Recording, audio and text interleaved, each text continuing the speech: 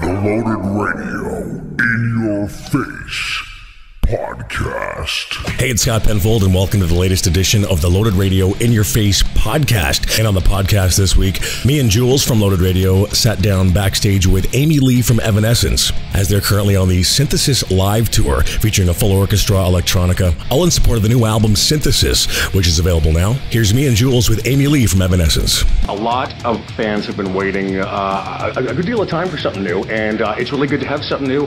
Explain the concept, the title of the album. Where does Synthesis come from?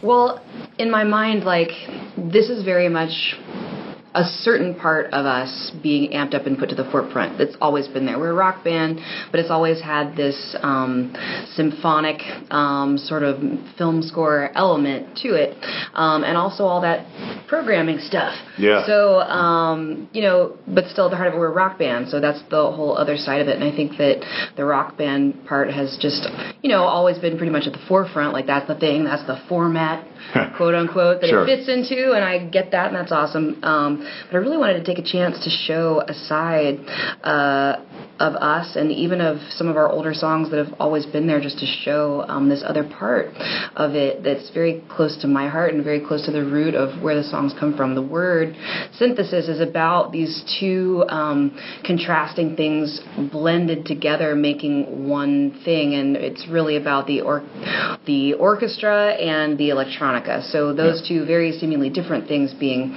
blended and married together, and so just showing their contrast. It's also about past and present, because we've got the old songs and we've got the new songs. So it's like the old us, new way, It's awesome. It's like ominous. I listened to all of it. How is it working with the orchestra? Beautiful. Like for the live shows. Yes. It was a scary idea. If you could have, your perfect world, you just get 5 buses and load up all those, however many. Like a Queensryche tour. Yeah, just bring them all with you, and have your whole thing, and everybody knows exactly what they're doing every night. But that is insane, and that is not reality for us. So reality is we just had to be brave enough to work with a different group of musicians in every single town, and that was scary at first, but once we got past the first show, I realized that it was not only possible, but it creates this amazing raw live energy. It's a new challenge for us as performers to be willing to walk out on that tightrope, and for me to just trust the people around me a little bit, and myself, having the confidence to go, okay, if this part, we get to this part and it's only harp and vocals and the harpist didn't read the music right and doesn't come in and it's only me, then just embrace it and sing alone, for that bar. And it's beautiful. It's this beautiful, weird tension that I would have been way too terrified to handle a few years ago. And for some reason, I'm just at a point where I feel somewhat fully realized as a musician, and I don't mind the weird silences occasionally, and I feel like it creates this beautiful thing. So every show is a little bit of a different show. They really are all a little bit unique, but I've been really fascinated watching these very high-level musicians work, because most of them come and they've never even really looked at the music until the day that we play, and we go and do it, and it sounds amazing. It's like having a film behind me, so it's been a real pleasure, honestly. That's cool. And what that actually makes you think that there's been a lot of course, personnel changes with Evanescence. How do you find the current touring body of Evanescence right now? It's beautiful. It's wonderful. It's very healthy. Everybody's very healthy and very happy. We've had the same lineup with one exception for a decade now. But Jen is our newest addition, and she's been with us for the past 2 years, and it's been just a really beautiful thing having another girl in the band to be pals with, and also it's the first time we've ever been able to have live background vocals, and this tour especially, since the band, as far as guitars and drums and all that stuff, is taking a bit of a backseat role to some. Will, in the drum world, is still very, very happening. It's a very rhythmic album, but he's playing all on electronic stuff. The guys, it's different, and girl, it's different for them because they're seated and they're blending themselves in and weaving, and there's plenty of places where you just sort of have to sit there and you're we're like part of the orchestra. So you just sit and wait your turn. There's a lot of those moments. So for Jen, I think this has been a really cool moment for us to work on like blending our voices and for her to really focus on singing more than she usually does, because she's a total shredder, like awesome metal guitar player. Oh, that's awesome. But it's cool for her. It was probably not what she initially thought like she would want, but like now we're starting to really, really enjoy vocalizing together like that and really focusing on it the way that you would, you know, in the studio. There's more space to work on your sound and work on your performance in a way that normally there isn't space for in the big energy rock show where I'm spending so much of my personal energy running around, hyping up the crowd, making it look big energy, go, go, go, that you actually can't sing as well as you could if you really were just standing there focusing. So this one has given us just a really cool moment as musicians to step it up. Awesome. Is that the difference between like when you do the rock show and then now doing the orchestra? Like the difference in you get to sit down and kind of get out there and sing. Well, it gives me an opportunity to do some harder stuff. It's definitely more difficult musically for me, and piano-wise as well. There's big moments just solo at the piano where I got to step up and like be as good as the people in the orchestra. Come on, if we're gonna do this, we're gonna play this big old Steinway. I gotta like get in there. So it's great though. I really focus, I go within myself a little bit more. It's not always that I'm locking eyes with somebody in the crowd. There's a lot of times where I really feel like I'm fully immersed in concentrating on making the music, and I feel really at home in that. It's really good. Tell me about David Campbell. He's a genius. He's one of my heroes. Definitely a little bit of a mentor as well. I feel like all these years, he always teaches me something. He's the guy that did our string arrangements from the very first studio album that we did, Fallen. And he's done all three of our studio, now 4, since. But it's usually string arrangements. There's not room for a full orchestra. We've got guitars and everything else. So this one, really, I started this whole concept, I started by calling him and going, hey, would you ever go back in with me on some of these songs and like really go crazy and take those arrangements and those songs and those ideas that we had and take them to the next level and fill it all in with full orchestra? And he got so excited about it. And he had to be, like, you would have to be super passionate about it to get involved in this, because it's a very detailed, very elaborate project. So it's really beautiful this time around to work with him on such an intricate ground up level, because it's usually sort of the icing on the cake. And this one was like from the beginning, like, okay, so what do we do? Like, how do we go in there with this arrangement, you know, and shake it up and show that we've grown, you know, over the years. So it's really, really cool. Now, when it comes to Evanescence fans, I find that fans of this band are very hungry, they're very hardcore, they're very dedicated, more than a lot of other bands. And I know a lot of them would ask, and they would kill me if I didn't, the last self-titled album was 2011, I believe. There was a hiatus that happened.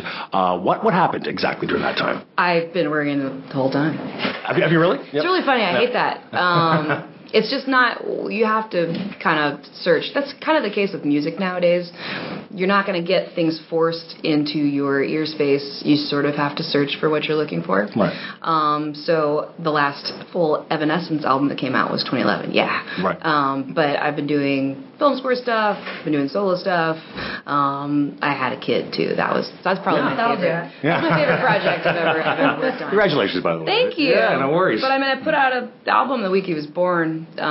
There's plenty of cool music out there if you want to hear some. So check it out. But I feel like it's important for me to always give myself the space in my head and literally just putting it into action, that I don't have to do what I do. I need to stay inspired and feel like I really want to do what I do. It takes a ton of work. And it takes your whole life. I mean, I've missed a lot of weddings and funerals and family gatherings and stuff that you realize that, you know, you have to make a commitment to some degree. And of course, like when it's a big deal, you stop what you're doing, you put family first. But it just takes a lot. And if you don't love what you're doing, you're going to be miserable. And I'm very happy doing what I'm doing, because I've always given myself the space to go, you know what? I don't know if I want to do this anymore.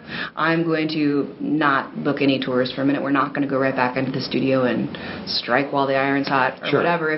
My honest belief is if you make something good enough, if you make something interesting enough, compelling enough, then people will rediscover you. You don't need to focus on the timing more than the work. It's definitely quality over quantity for me. So I don't mind putting a little bit of space in between Evanescence records. Right. And if that makes everybody all the more hungry when we come back, damn, that's a gift. It's a beautiful thing to be able to come back after years of doing Evanescence concerts and have the places still sell out. It's a huge gift. I'm very grateful for that. Tell me about the new song, Imperfection. It's a brand new song. Okay. And it was a big challenge because this is like taking my entire career history and then going, okay, I'm going to put a single on top of that. Right. So it's like, in a way, in some way, got to be better than anything. Yeah. But then again, that's always sort of the pressure in my head, is I want to make the best thing I've ever made every time.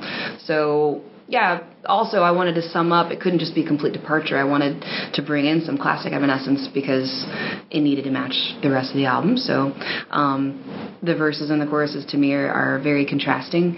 The verses are the place where it's showing a new style a little bit of like just experimentation and newness and new attitude. And the choruses take it back to that soaring classical like Evanescence thing. Right. Absolutely. Yeah. And I love the song. It's difficult enough that it's exciting and challenging for me to sing it on stage. Yeah. And it's exciting to me because it means a lot to me. So it's been a really cool thing. We get a lot of fans. We meet our fans every day, every show. At our meet and greets and sometimes after. And so many of them have these really, really personal, oftentimes really hard stories about their life to share, about the role that our songs have played in their life, and what it helped them process and survive. And that actually was a big part of the inspiration for the song, just about that pain and the loss, and from the other side, from the perspective of the person just begging you to stay, because we really go through that. Our fans put me on literally like a little emotional ride very often, and it's just this really cool thing that I make music to heal my own heart. And over the years, I've discovered that oftentimes it's helped someone else's, and it's a byproduct, and it's just a beautiful, beautiful byproduct that it's been a gift to me. You know, it's so beautiful that you embrace that. You know what I mean? A lot of artists would sort of like be almost intimidated by that fact, I think, but you almost embrace that. I think that's very cool. It's out of my control. Yeah. So it almost takes the pressure off to just be like, wow, I can just appreciate that. It's really cool. Awesome. Now, of course, another question I've got to ask is, what's the future of Evanescence? Is there any plan, even for Amy Lee? What's going to be happening in the future? What can people expect?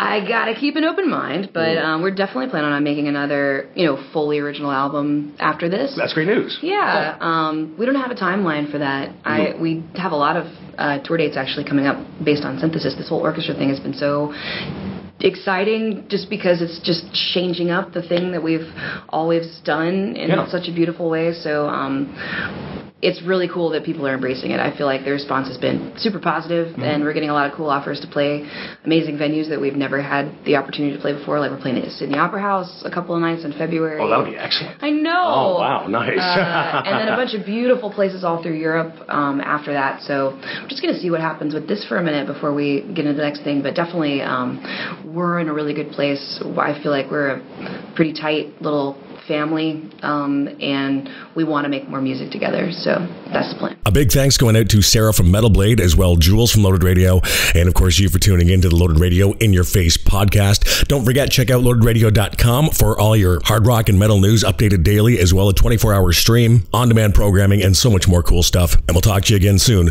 on the next edition of the Loaded Radio In Your Face podcast.